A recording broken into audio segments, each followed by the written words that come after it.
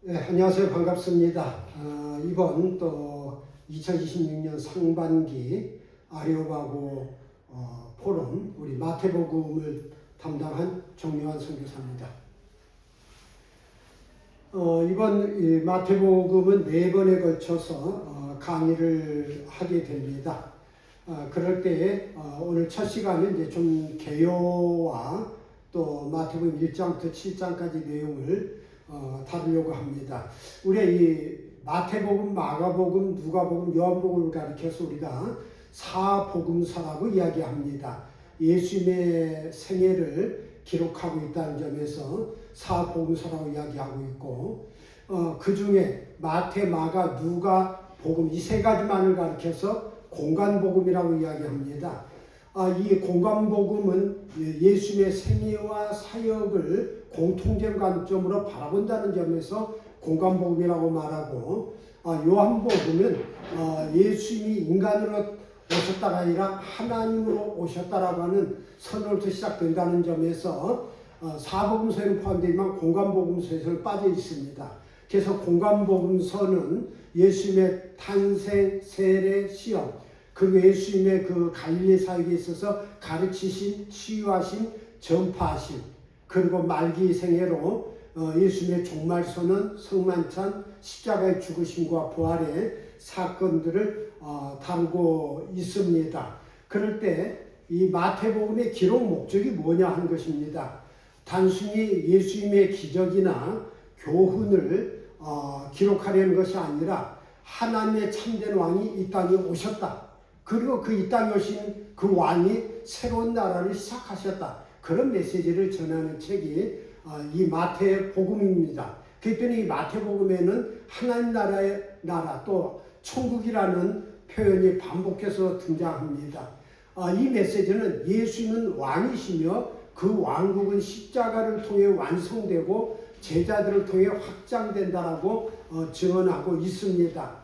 그럴 때 이 마태복음은 다른 복음서와 달리 시간 순서로 기록된 것이 아니라 예수님의 가르치심과 예수님의 사역이 교차하면서 그것을 증언하고 있습니다. 그러면서 이 내용이 예수는 누구시며 또 그분의 제자는 어떻게 살아야 하는가라는 것을 증언하고 있고 그렇게 교육하는 그런 의미를 담고 있습니다.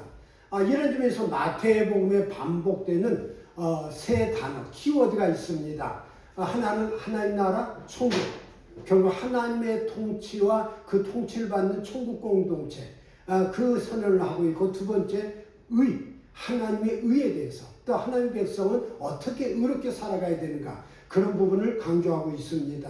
세 번째로는 이 성취되었느니라, 결국 구약 선지자들의 예언을 인용해서 그 선지자들의 예언이, 그 말씀이 어떻게 이루어졌는지, 또 그 말씀의 성취로 오신 분이 예수님이라는 선언을 마태복음은 계속하고 있습니다.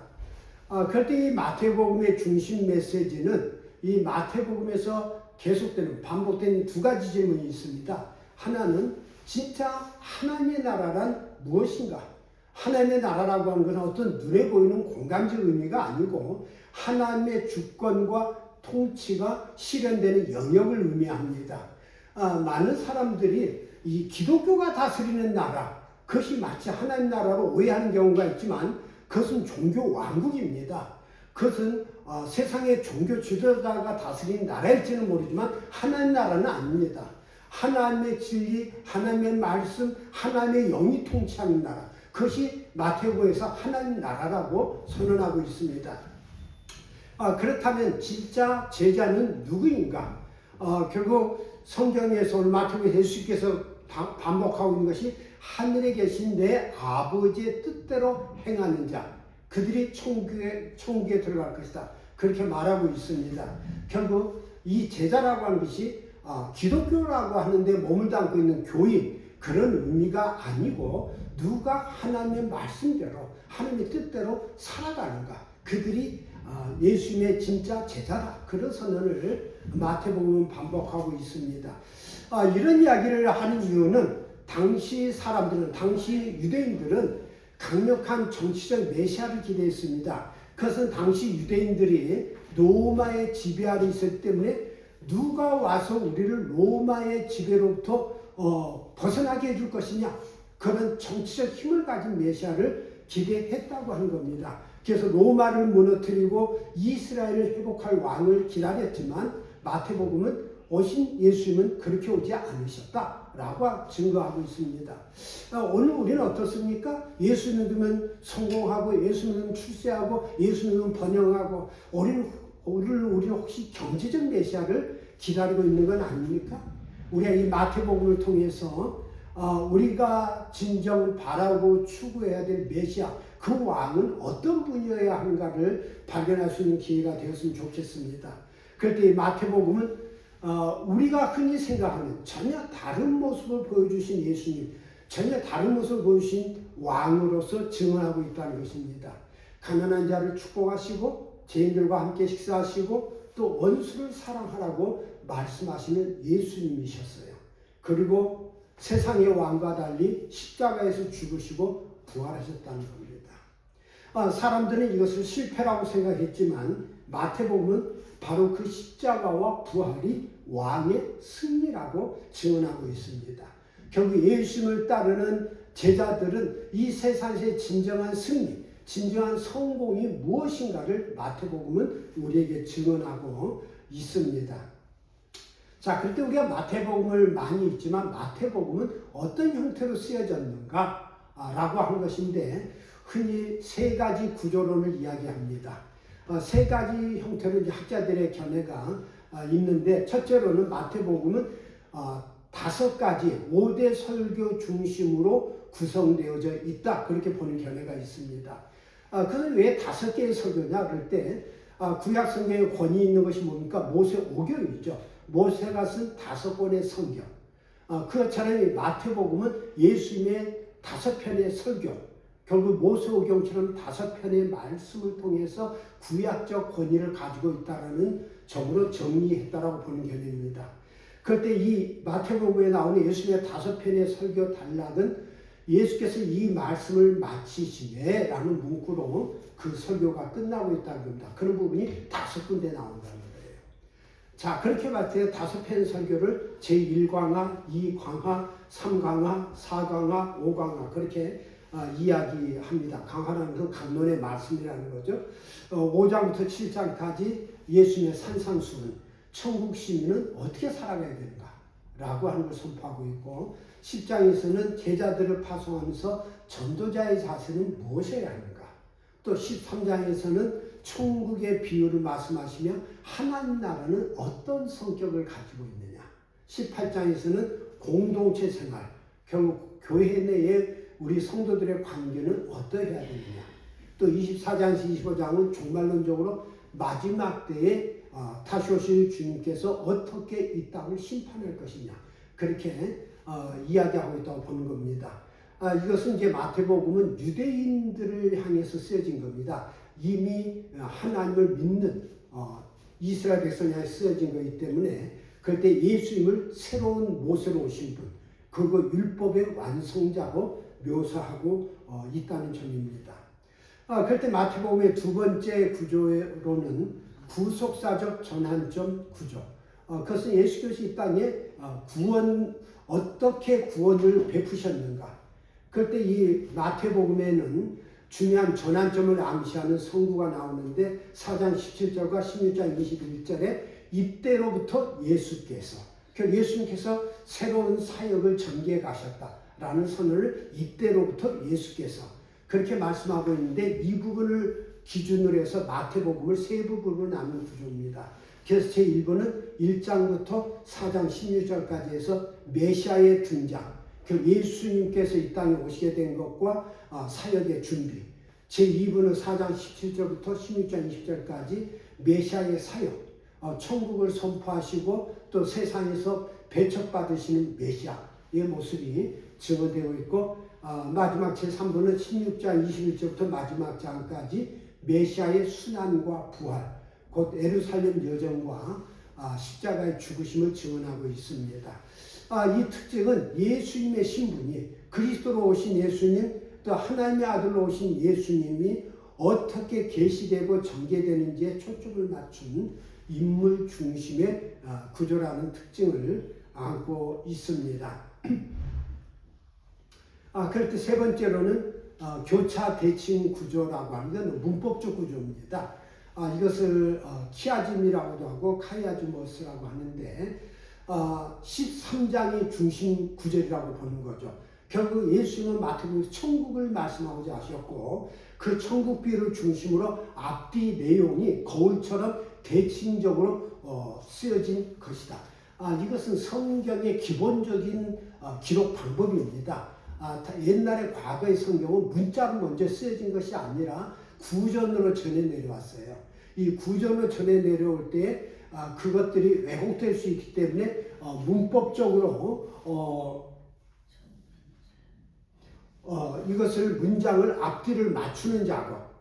그래서 1장부터 4장까지 예수님의 탄생과 유아기가 있습니다. 그래서 예수님의 구약의 약속의 성취, 임마누엘로 오신 예수님을 증언하고 있는데 그때 마지막 부분에 순환과 부활, 탄생과 유아기라면 순환과 죽으심, 부활. 그래서 삼위이 완성되는 이 대칭으로 맞춰져 있고 그래서 두 번째로는 첫 번째 설교가 5장부터 7장까지 상상순이라면 네 번째 설교가 24장부터 28장까지 종말론에 관한 내용이 들어가 있다. 그리고 기적과 치유가 8장부터 9장까지 권능의 상이란 대칭적으로 기적과 논쟁의 모습이 대칭적으로 나와 있고 그 다음 두 번째 설교와 세 번째 설교가 서로 대칭되어 있다. 그 제자 파송과 교회 운영에 관한 것 그리고 중심에 천국 비유가 들어가 있다. 이런 대칭 구조로 쓰여졌다라고 하는 것. 그래서 이 구약 성경이나 신약 성경의 많은 부분은 이 대칭 구조적 관점이 있습니다. 그래서 이것은 문학적 아름다움이 돋보이며 하나님 나라, 곧 천국이라는 주제가 마태복음의 핵심 심장부, 중심 주제로서 위치하고 있다는 것을 강조하는 입장의 내용입니다. 그렇다면 오늘 이제 마태복음 본론에 들어가서 네 번의 강의를 여러분과 나누게 되는데 그 네 편의 강의 순서와 내용을 소개합니다. 제1강은 왕으로 오신 예수님, 그래서 왕의 등급과 하나님 나라의 법이 무엇인지 오늘 다루게 될 내용입니다. 1장부터 7장까지. 그래서 유대인의 왕으로 오신 예수님과 그 나라 백성의 삶의 방식이 무엇이어야 되느냐. 두 번째 강의는 왕의 권능과 하나님 나라의 확장. 예수님께서 이적을 통한 권능, 자신의 권능을 입증하셨고 천국 비유를 통해서 하나님 나라 비밀을 계시하시다. 그 다음 주에 이제 다룰 내용입니다. 세 번째 강의는 교회의 기초와 왕의 길을 마태복음 14장부터 20장까지 제자들이 예수님에 대한 신앙 고백과 교회의 공동체성 그리고 고난을 향한 여정을 또 강의하게 됩니다. 마지막 강의는 제4강 왕의 거부와 승리 그 종말론과 예수님의 십자가 부활하심 마태복음 21장부터 28장까지 내용을 마지막 네 번째 강의로 다루게 됩니다.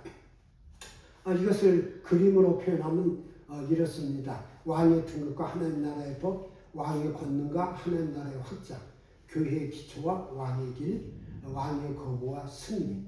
그렇게 여러분들과 함께 4주간에 걸쳐서 마태복음을 다루게 됩니다.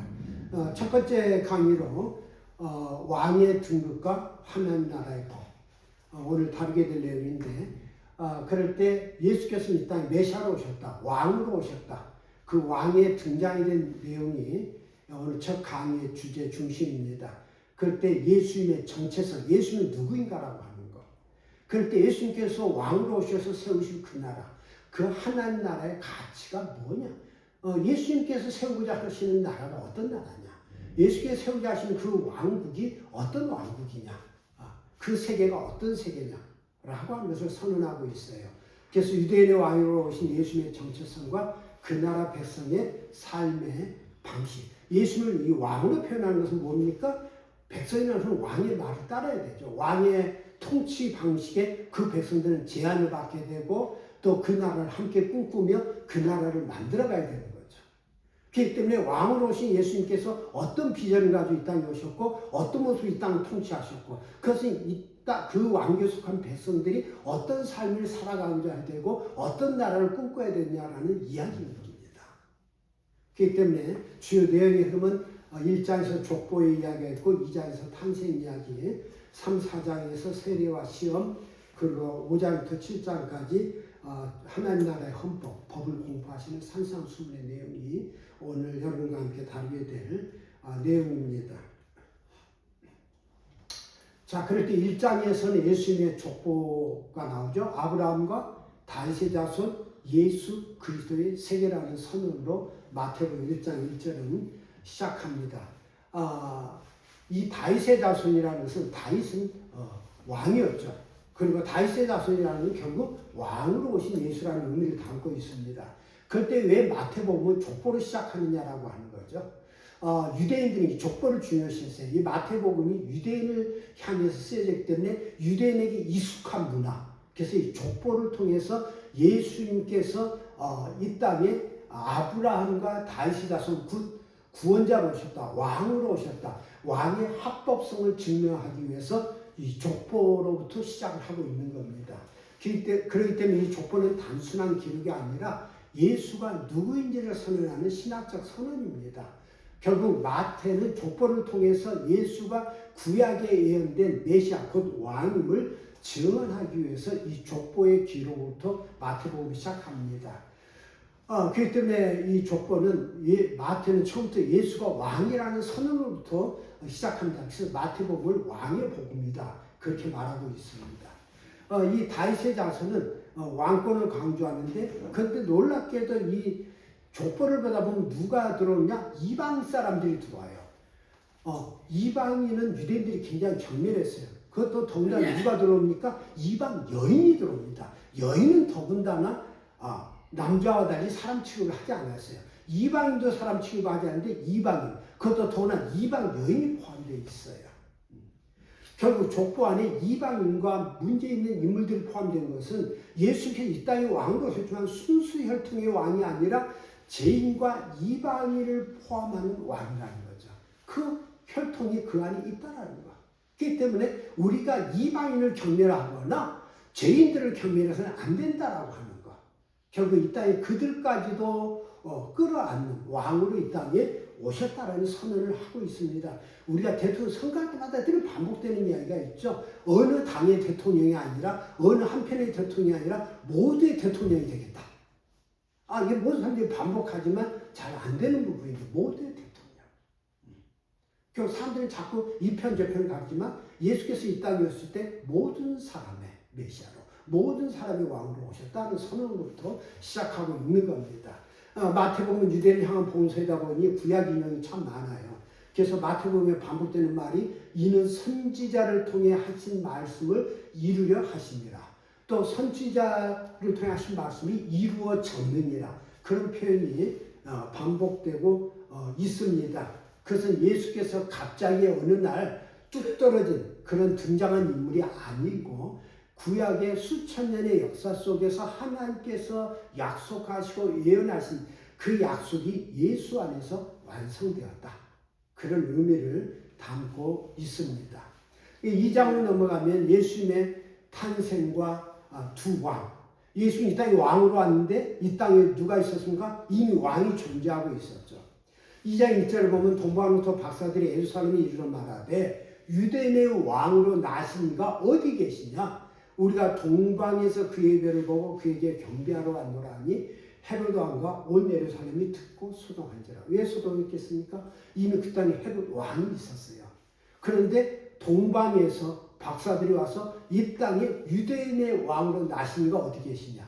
결국 그러면은 두 왕이 존재하게 된다는 의미가 선언되니까 난리가 난 거죠. 그럼 헤롯 왕은 뭐냐라는 거죠.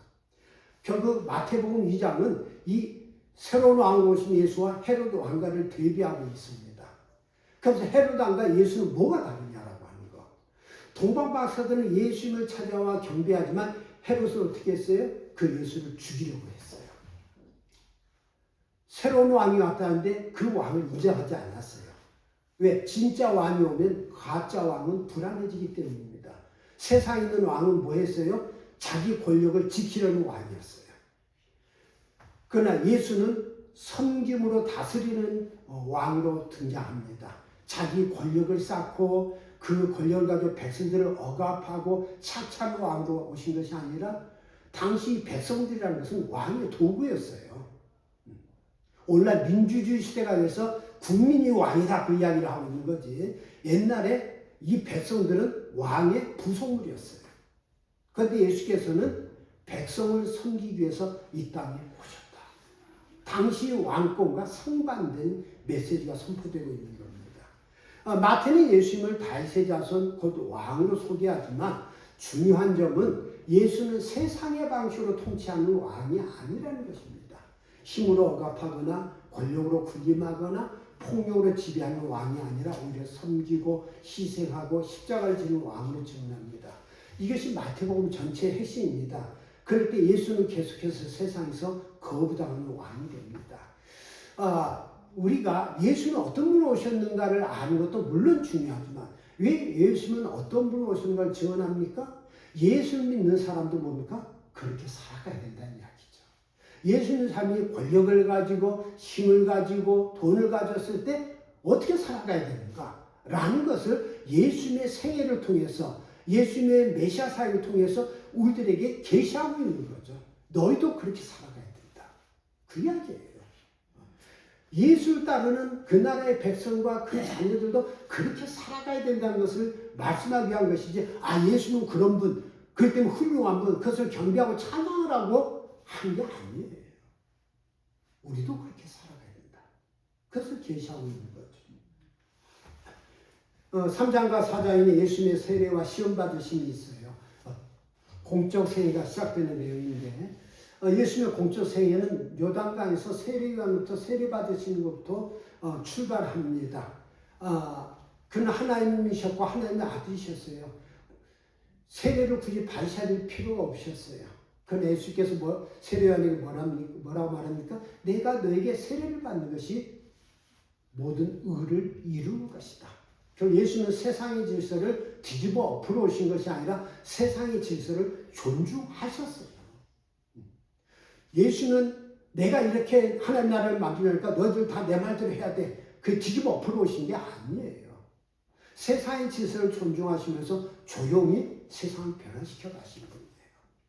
우리가 세상은 변화돼야 되지만 어떤 그 혁명가를 위해서 순식간에 뒤집을 때 세상은 소란하고 혼란스러워요. 자, 예수께서 겸손히 세례 요한으로부터 세례를 받을 때 하나님으로부터 그 예수님이 하나님의 아들이라는 증언과 선포가 이루어집니다. 그래서 하늘로부터 소리가 있어 말씀하시되 이는 내 사랑하는 아들이요 내 기뻐하는 자라. 하늘로부터 세례를 받고 물 위로 올라오시는 예수님 향해서 하늘로부터 이는 내 사랑하는 아들이다. 내 기뻐하는 자라.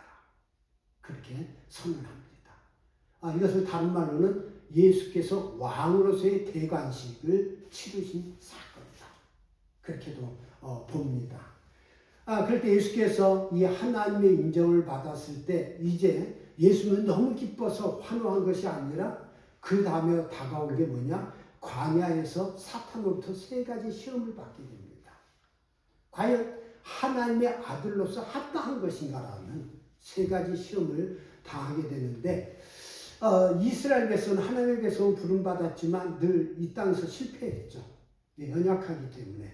그때 인간이 직면하는 끊임없는 시험, 위기가 뭐냐? 그것이 예수께서 광야에서 3가지 시험을 통해서 우리 인생들에게 계시하고 있습니다. 그래서 이스라엘의 실패를 극복하신 참 이스라엘로서의 예수님의 모습을 증언합니다. 첫 번째는 사탄이 예수님에게 뭐라고 말합니까? 내가 하나님의 아들이거든 돌이 변하여 떡이 되게 하라.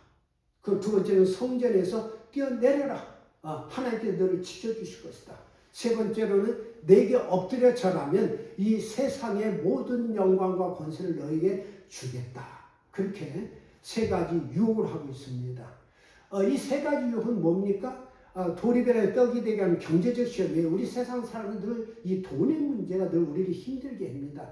너가 메시아로 이 땅 사회를 할 때 사람들이 누가 너를 따르겠어? 사람들 다 배고파, 굶주려, 가난해. 다 먹게 해줘야 될 거 아니야? 잘 살게 해줘야 될 거 아니야? 잘 살게 해줘야 될 거 아니야? 그래 네가 하나님의 아들이지. 그렇게 유혹을 한 거예요.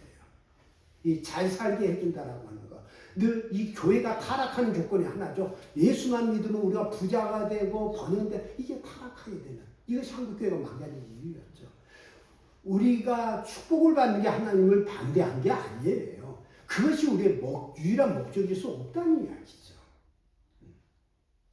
그런데 사탄은 그걸로 시험했어요.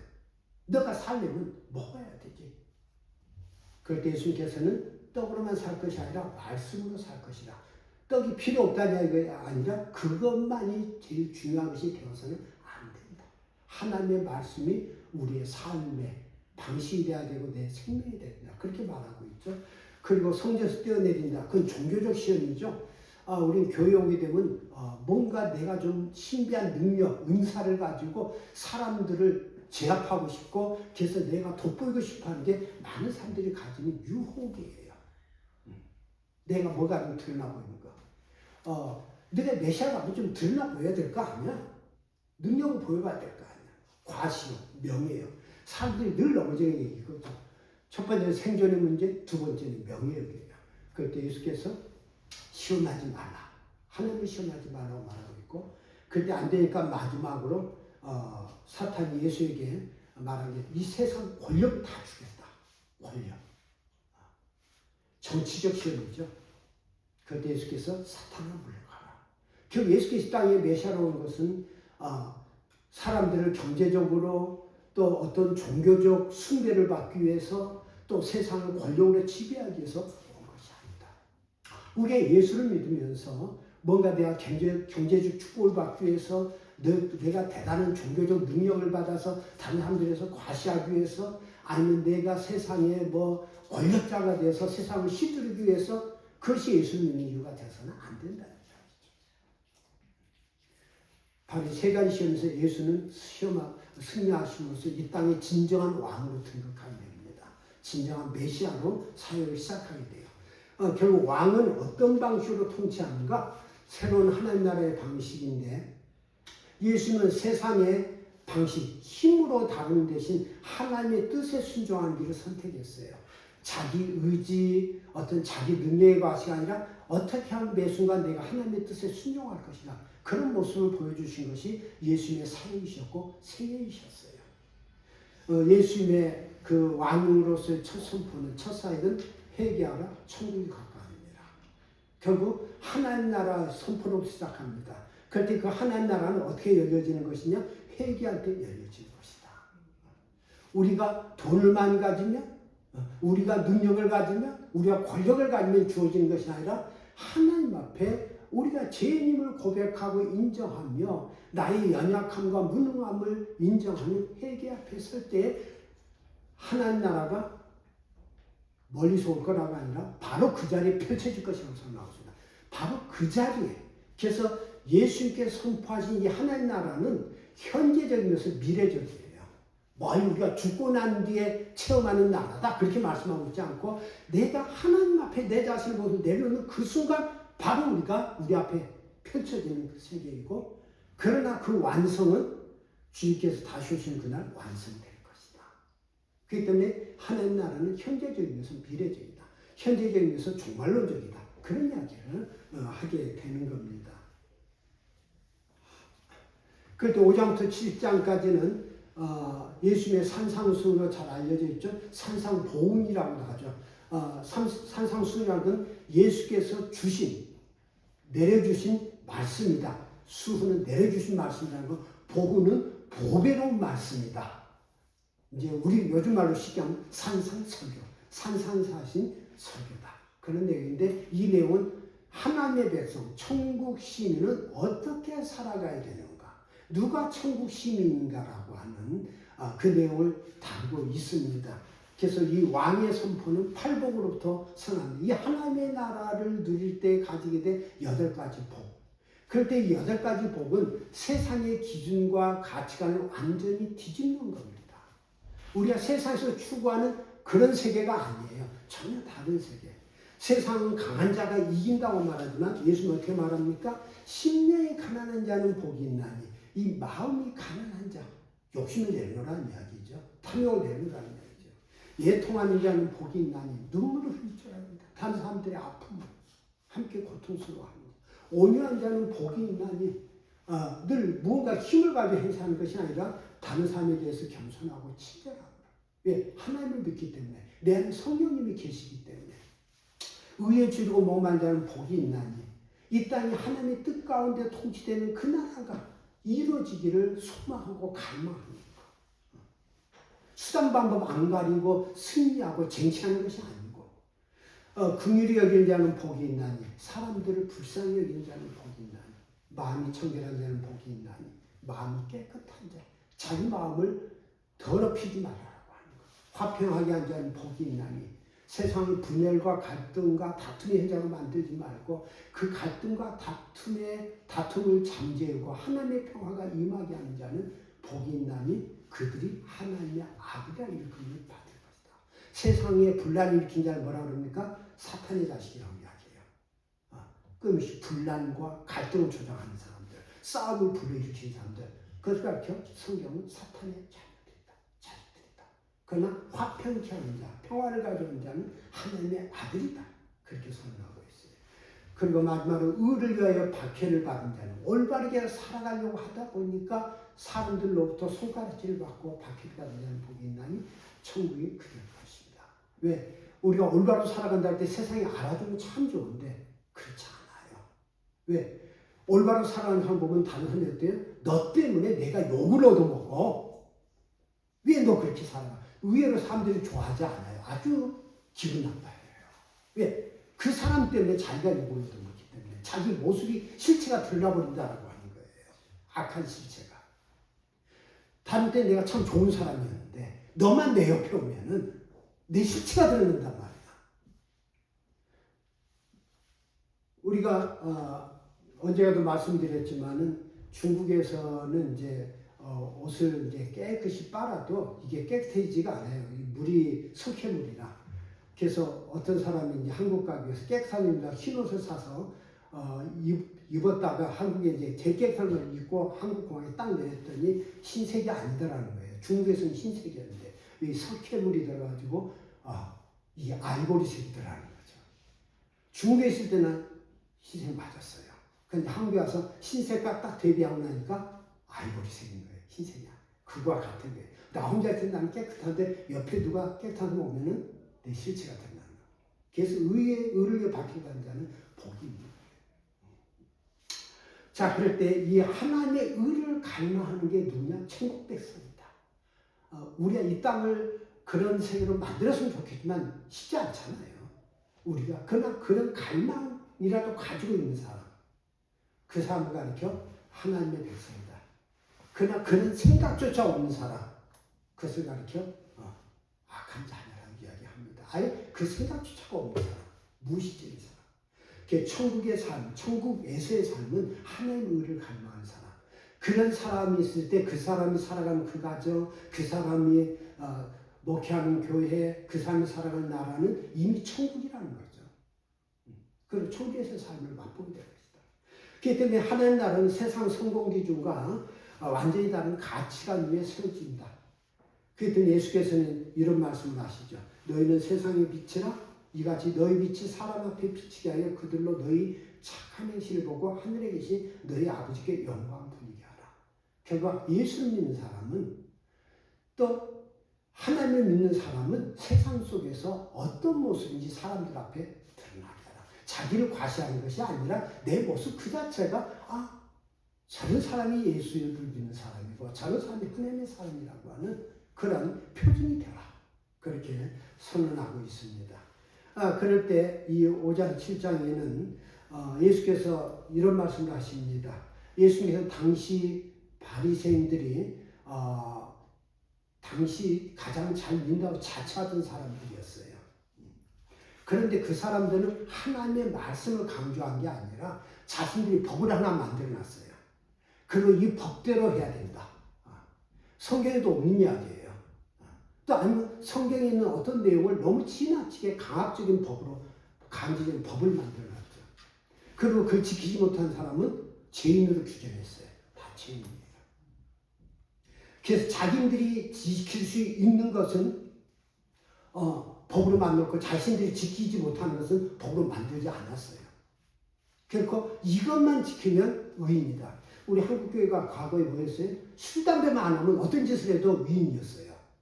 그런데 아무리 그 사람이 신앙이 좋고 착해도 술, 담배하면 그 교회 안에서 저 인간은 천국 못 가, 지옥 가. 오늘날 술, 담배가 뭘로 바뀌었습니까? 동성애로 바뀌었어요. 지금 동성애 사람들 찬성하지 않아요.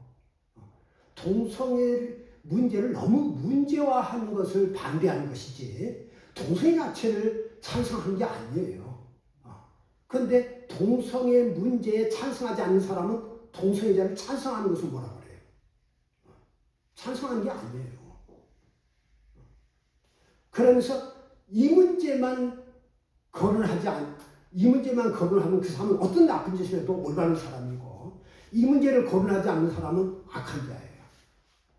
이 문제로 지금 한국교회가 바뀌어버렸어요.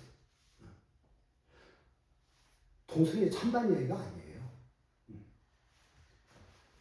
그럴 때 결국 예수께서 율법의 완성, 외적인 행위를 넘은 마음의 근원을 감찰하라는 것에 내가 율법이나 선지자를 폐하러 온 줄로 생각하지 말라. 이 예수님께서 말씀을 하실 때 뭐예요? 바리새인들이 자꾸 사람들 죄인들로 걸어놓는 것에 대해서 다 주님께 단호하게 폐해버리는 것에 대해서 너는 율법을 폐하러 온 거냐? 나 아니다. 율법을 폐하러 온 것이 아니라 완전하게 해야 한다. 율법의 본래 정신이 뭔지를 해보시기로 왔다. 그렇게 말씀하신 거예요. 그래서 율법을 재해석하시는데 살인하지 말라. 그때 사람 죽이는 것만 문제 삼지 말고 사람을 미워하는 자체도 살인이다. 미워하지 말라. 간음하지 말라. 실제 간음했냐 안 했냐보다 더 중요한 것은 이미 마음부터가 그런 마음으로 하면 간음이다. 맹세 좋지. 근데 맹세를 금지시켜야 돼. 날마다 맹세한다 해봤자 지키지도 못할 맹세 뭘 반복하느냐. 거짓말만 남발한 사람 아니냐는 거죠. 보복을 금지하고 원수를 사랑하고. 그래서 예수께서는 옛사람에게 말하는 바 하라, 뭐 하라 하였다는 너희가 들었으나 나는 너희에게 이르노니. 그래서 예수는 새롭게 해석해 주는데 나는 너희에게 이르노니 너희 원수를 사랑하며 너희를 박해하는 자를 위하여 기도하라. 박해하는 자를 증오하고 박해하는 자를 테러하고 박해하는 자를 어떻게 하라 그렇게 말하는 것이 아니라 그들을 위해 기도하라. 이같이 한즉 하늘에 계신 너희 아버지의 아들이 되리니 이는 하나님이 그 해를 악인과 선인에게 비추시며 비를 의로운 자와 불의한 자에게 내려주시니라 그렇게 말합니다. 원수를 사랑한다 쉽지 않은 문제죠. 박해한 자를 위해 기도한다 쉽지 않은 문제죠. 그들까지도 끌어안으려고 할 때 그가 진정한 하나님의 형상을 가진 하나님의 인격을 가진 하나님의 사람이다 그 이야기입니다. 그래서 하나님께서는 악인과 선인에게 해를 공평하게 주시고 비를 공평하게 주시지 않느냐. 그러므로 하늘에 계신 너희 아버지의 온전하신 같이 너희도 온전하라. 결국 사람에 대한 사랑이 있느냐, 사람에 대한 연민이 있느냐 그 얘기를 하고 있어요. 우리가 그들을 죄인이라고 규정하는 건 쉽지만은 그 사람이 하나님의 형상으로 창조된 하나님의 사람이라는 안타까운 겁니다. 결국 행동 이전에 인격적 존재 자체를 요구하는 하나님의 나라. 그것이 하나님의 나라다. 그것이 천국이다. 결국 사람들한테 손가락 밟는 그들까지도 용납되어질 때 그것이 하나님의 나라라는 거죠. 천국이라는 거죠. 그럴 때 예수께서는 세 번째로 구제와 기도의 금식에 대한 내용을 경고합니다. 당시 유대인들에게 있어서 하나님의 사람은 구제할 줄 알아야 되고 하나님께 기도해야 되고 또 늘 자신을 대한 금식을 해야 된다. 이게 기본적인 종교인의 자세였어요. 예수께서 구제하지 마라, 기도하지 마라, 금식하지 마라 그런 이야기를 하신 게 아니에요. 잘못된 구제, 잘못된 기도, 잘못된 금식을 경고하신 것이지 우리 자꾸 이 문제를 이야기하면 그걸 반대하는 사람인 것처럼 이야기를 하고 있는데 그게 아니죠. 그래서 바리새인들의 종교적 이성을 경고합니다. 종교적 행위 자체에 대한 금지를 하신 것이 아니라 사람에게 보이려고 너희 의를 행하지 않도록 주의하라. 결국 하나님 앞에서 구제하고 하나님 앞에서 기도하고 하나님 앞에서 금식한 거냐? 아니면 다른 사람들의 인정을 받기 위해서 구제하고 기도하고 금식한 거냐? 그 질문을 하고 있는 겁니다.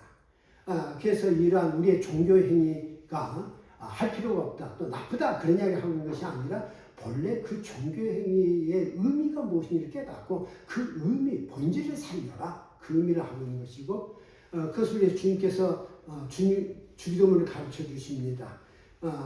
그러면서 그들을 본받지 말라, 그로 너희는 이렇게 기도하라. 그러면서 우리가 늘 하는 주님 가신 기도, 그런데 첫 번째 부분이 예수를 왕으로 섬기는 이들의 갈망의 기도. 하늘에 계신 우리 아버지여, 이름이 거룩해짐을 받으시오며 나라에 임하오시며 뜻이 하늘에서 같이 땅에서도 이루어지다. 예수 믿는 사람은 어떠한 소망과 갈망을 가지고 살아가야 되느냐가 이 주기도문의 첫 부분에 들어있어요. 아버지의 이름, 아버지의 나라, 아버지의 뜻이 이 땅에 실현되기를 꿈꾸는 기도. 그리고 두 번째로 주기도문 중간에는 세상의 제한적 현실의 극복을 위한 기도입니다. 우리가 그 나라를 꿈꾸는데 우리가 인간이기 때문에 이 땅에서 겪어야 돼요. 예수께서 그 사탄에서 받은 세 가지 시험의 문제가 모든 인간이 직면한 세상의 현실인 것처럼 예수께서 뭐라 합니까? 오늘 우리에게 1억을 양식을 주시고 우리에게 죄지은 자를 용서할 것 같이 우리 죄를 용서해 주시고 우리를 세매들게 하지 마옵시며 다만 악에서 구하옵소서. 이 땅을 살 때 우리는 먹고 사는 문제, 늘 인간관계에서 죄지은 자를 어떻게 대해야 될 것인가, 우리가 저 사람을 어떻게 해야 될 것인가, 그리고 늘 우리가 유혹과 시험, 이 악으로부터 어떻게 대처해야 되느냐, 그것이 우리 인간 직면의 현실입니다. 이것을 주님이 가르친 기도에서 두 번째로 기도하라고 말합니다. 우리 제한적 현실을 하나님께 맡기라는 거죠. 그걸 함께 도와주시죠. 마지막으로는 나라와 권세가 영원히 아버지께 있사옵나이다. 결국 마지막까지 우리가 내 나라를 만들고 내 권력을 만들고 내 영광을 차지하기 위해서 분주하게 뛰고 열심히 신앙생활하는 사람들이 아니라 주님의 나라, 주님의 권세, 주님의 영광, 그분께 아버지께 하나님께 돌려주는 그런 세계를 꿈꾸는 것, 그런 결단, 그것이 주님 가르친 기도의 마지막 부분입니다. 그래서 예수님을 따르는 제자들에게 마지막 당부하는 게 있죠. 내가 너에게 이르노니 너희 의가 서기관과 바리새인보다 더 낫지 못하면 결코 천국에 들어가지 못하리라. 예수님은 자꾸 이 바리새인들과 서기관의 문제점을 계속 이야기하는데 이것은 바리새인과 서기관들을 정죄하기 위해서 하는 이야기가 아니라 저들은 지금 자신들이 신앙이 있다고 하는데 저들의 이것이 문제다라고 말하는 것은 그들을 비판하거나 그들을 정죄하기 위해서가 아니라 그 문제가 우리 안에도 동일하게 있다는 겁니다. 그렇기 때문에 그 문제를 극복하라는 이야기예요. 그렇기 때문에 우리의 의가 누군가 정죄하고 나쁘다라고 말하는 것이 아니라 그 사람들보다 뛰어넘어야 된다. 그럴 때 그 차이가 뭐냐? 이 바리새인과 서기관들이 하지 못하는 게 하나 있었어요. 누구를 죄인이라고 규정하는 건 잘했어요. 용서할 줄 몰랐어요. 포용할 줄 몰랐어요. 자기 생각과 다르면 다 죄인이었어요. 자기들 생각하면 다 죄인. 그거 쉽죠. 우리가 죄인이라고 존재하는 거 누구는 못해요. 그런데 죄인이라고 파는데 그걸 알아요. 오늘 정우사님도 우리가 거룩성을 구별하되 어떻습니까? 그걸 포용할 줄 아는 거죠. 진정한 예수의 사람은 그 사람은 죄인인 거 맞아요. 그런데 그걸 어떻게 끌어안고 어떻게 함께 갈 것이며 그 사람이 어떻게 회복되도록 도울 것이냐, 이것까지를 생각할 줄 아는 게 진정한 예수의 사람이 아닙니다. 그 천국이라는 이야기를 하고 있는 겁니다. 네 번째로는 그 때문에 우리 선택과 결단을 요구합니다. 좁은 문과 넓은 길이 있다. 많은 사람은 넓은 길로 간다. 넓은 문으로 간다. 그러면서 반석에 집을 지은 사람과 모래에 집을 지은 사람이라는 비유로 산상수 설교를 끝납니다. 예수님께서는 너희 의가 바리새인과 서기관들의 의보다 나아야 된다고 말하면서 너희는 먼저 그의 나라와 그의 의를 구하라. 그리하면 이 모든 너희에게 더하시리라. 그러므로 내일 일을 위하여 염려하지 말라. 우리 예수님 사람이 제일 먼저 추구하는 하나님의 나라와 하나님의 의가 이 땅에 실현되기를 구하라. 그렇기 때문에 뭐라고 또 말합니까? 구하라 그리하면 너에게 주실 것이요 찾으라 그리하면 찾아낼 것이요 문을 두드리라 그리하면 너에게 열릴 것이니 우리가 이 하나님의 나라의 의를 생각하면 어때요? 이 땅에 이게 실현이 가능한 거야? 지금 세상 현실로부터 이게 가능한 거야? 사실 우리는 거기에 대한 소망보다는 절망감, 어떤 뭐라 그럴까 불가능한 어떤 그런 모습이 더 우리들에게 있을지 모릅니다. 그럴 때 이 구하라 찾으라 두드리라는 이야기가 우리가 성공을 위해서 구하고 찾고 두드리라 그 이야기가 아니에요. 우리가 어떻게 하면 하나님의 의와 나라가 이 땅에 실현될 수 있도록 그렇게 살아갈 수 있는 것일까? 그것을 구하고 찾고 두드리라 그렇게 당부하고 있는 겁니다. 그래서 당부하는 게 뭡니까? 마지막으로 거짓 선자들을 삼가라, 거짓 종교 지도자들을 삼가라, 거짓 신앙인들을 삼가라. 거짓된 믿음의 사람들을 구별하라는 거예요. 왜? 그 사람의 신앙이 거짓된 것인지 아닌지를 우리가 구별하지 못하면 어떻게 돼요? 그 사람의 모습을 따라가게 돼 있어요. 저 사람이 한 말이 그럴듯한데 그 사람이 거짓이냐 진짜냐를 보라는 거예요. 야 대단한데 그게 아니고 진짜일까? 거짓일까? 그래서 말합니다. 양이 옷을 입고 너에게 나오나 겉보기는 그럴듯한데 속에는 노랗지라니라. 그의 목적은 너희들의 재산을 강탈하고 너희를 부려먹으려고 하고 너희를 지배하기 위해서지 실제는 그게 아니다. 결국 두 가지 탈을 쓴 종교인이 있다는 거죠.